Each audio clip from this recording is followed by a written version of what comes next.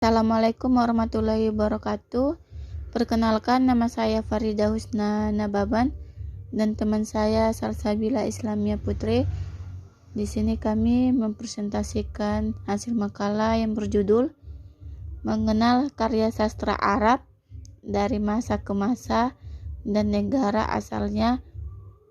Pertama, masa Abbasiyah, yang kedua masa Ittihad atau masa Inhitan.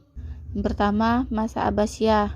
Kedua, masa Abbasiyah yang kedua. Periodisasi sejarah peradaban masa dinasti Abbasiyah yang berumuran sekitar 500 tahun atau 750 sampai 1258 Masehi atau 132 sampai 656 Hijriah.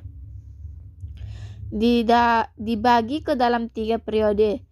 Periode pertama, masa Abbasiyah awal berlangsung antara 132 sampai 232 Hijriah. Masa Abbasiyah yang kedua hingga masuknya kekuatan Buwahi berlangsung pada tahun 232 sampai 334 Hijriah. Masa Abbasiyah yang ketiga hingga masuknya Mongol ke Baghdad berlangsung pada tahun 334 sampai 656 Hijriah. Dinasti Abbasiyah ini berdiri sejak pemerintahan As-Saffah hingga jatuhnya Baghdad oleh pasukan Mongolia pada tahun 656 Hijriah.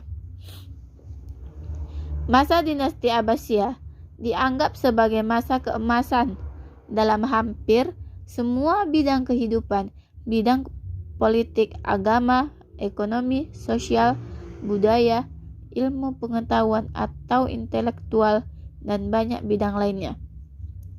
Masa keemasan dinasti Abbasiyah pada berbagai bidang tersebut membawa kemajuan pesat dalam bidang sastra. Faktor politik, sosial, dan harus intelektualisme yang tumbuh dan berkembang pesat mempengaruhi aspek-aspek penting dalam kehidupan sastra masa itu.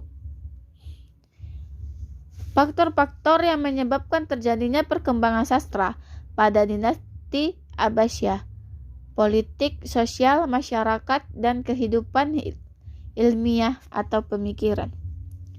Karakteristik syair masa Abbasiyah ada dalam hal bahasa dan gaya bahasa, bentuk, makna, dan tujuan syair.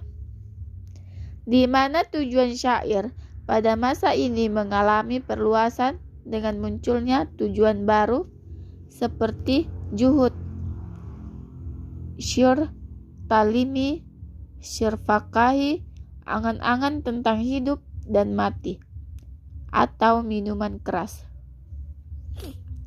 Tardiyat atau perburuan, kisah-kisah peradaban, kisah-kisah peradab, deskripsi tentang makanan, pemandangan, taman-taman bunga, dan lain-lain. Genre sastra masa ini mengalami perluasan dari masa-masa sebelumnya. Genre prosa mulai muncul, tauqiat, wasfi, dan maqamat. Prosa masa dinasti Abbasiyah ini muncul pertama kali sebelum pertengahan abad 10. Karya-karya terkenal jenis prosa pada masa ini adalah Kisah 1001 Malam. Di antaranya adalah cerita Aladin dan Lampu Wasiat, Alibaba dengan 40 penyamun, dan Sinbad si pelaut.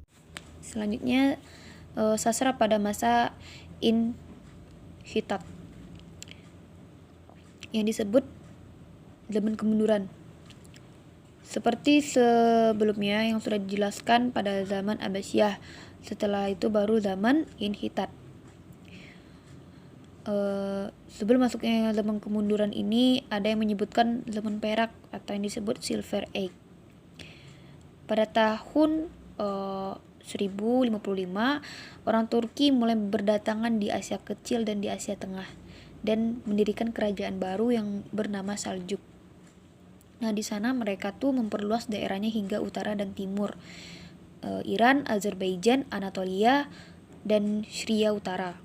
Pada zaman inilah khalifah di Baghdad secara politis mulai melemah dan beberapa provinsi Islam secara bertahap mulai melepaskan diri dari pemerintah khalifah. Meskipun keadaan politik pada saat itu tidak stabil, kesusteraan Arab masih tetap kokoh dan tumbuh. Nah, khususnya dari segi kuantitas, sementara dari segi kualitasnya mulai buruk. Lalu ada seorang penyair terkenal Persia, Omar Khayyam, dalam bahasa Persia dan Arab. Salah satu ciri zaman ini adalah munculnya daya tarik terhadap bidang pendidikan.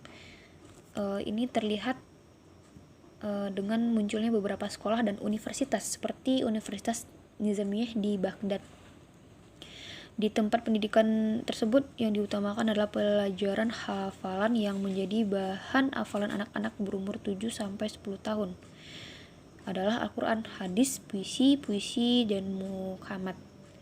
Nah, karya-karya sastra yang dipengaruhi oleh munculnya daya tarik terhadap bidang-bidang logika di antara penulis besar dan juga filosof pada saat itu adalah Al-Ghazali, Al-Zamakhsyari, dan Ar-Rizal.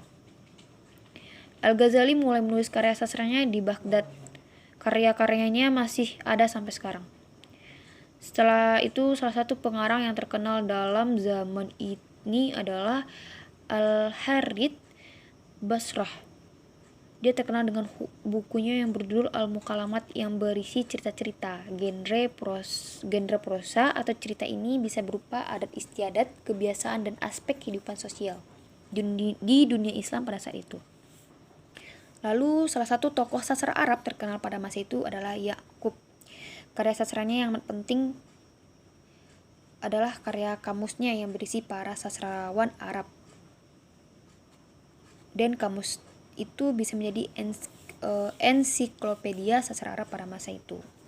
Lalu sastrawan pada tahun 1055 sampai 1258 ada Al-Hariri di Basroh dengan bukunya Al-Maqamat yang berjudul Al-Maqamat Ya'qub. Judul bukunya Kamus Sastra Arab. Usaman bin Munkit dengan judul Autobiografi. Terus Ibnu Arabi, pengarang sastra mistik. Terus Ibnu Khuzman dan Ibnu Tufail dengan buku Hai bin Yakazan. Sekitar tahun 1258 sampai 1798 mulai memasuki zaman transisi, ada yang menyebut zaman kemunduran. Nah, inilah yang disebut zaman Hinhitat. Kemunduran depresi Mamluk atau zaman Turki, bahwa sekitar tahun tersebut merupakan zaman kemunduran. Zaman ini dibagi menjadi dua periode. Periode Mamluk yang sudah merdeka dan relatif makmur. Dan dengan kondisi politis seperti itu, maka perkembangan sastra pun melemah. Para ahli sejarah mengatakan bahwa periode Mamluk, kesusasteraan Arab telah hilang kualitas dan keaslian kreativitasnya, imajinasi, dan vitalitasnya. Terlebih pada masa kesusteraan Arab hancur total. Mesir dan negara-negara Arab yang lainnya hanya dijadikan sebagai sumber kesejahteraan para pengusaha. Kebudayaan mengalami kehancuran. Di antara pengarang-pengarang yang hidup pada masa Mamluk adalah yaitu Al-Busiri, Burdah, Busairi, Abu Al-Fida, Ibnu Majid, dan di zaman inilah seorang pemikiran Islam sampai sekarang masih terkenal di dunia Islam, yaitu Ibnu Taimiyah. Baiklah, itu yang dapat kami sampaikan dari materi mengenal karya sastra Arab pada masa Abbasiyah dan masa inhitat. Sekian, assalamualaikum warahmatullahi wabarakatuh.